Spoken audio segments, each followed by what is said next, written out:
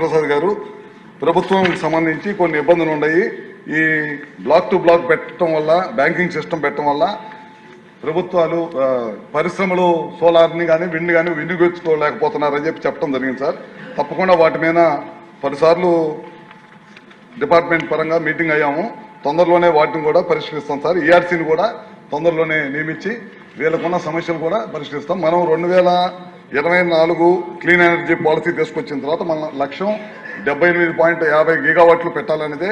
Solar కానీ, wind కానీ, పిఎస్పీలు కానీ, బ్యాటరీ సిస్టమ్ కానీ ఇవన్నీ తీసుకురావాలి. గడిచిన ప్రభుత్వం గడిచిన 14 నుంచి 19 దాకా చంద్రబాబు నాయుడు గారి ప్రభుత్వంలో దాదాపు 9 గీగావాట్లు విండ్ కానీ, సోలార్ కానీ తీసుకొచ్చాము.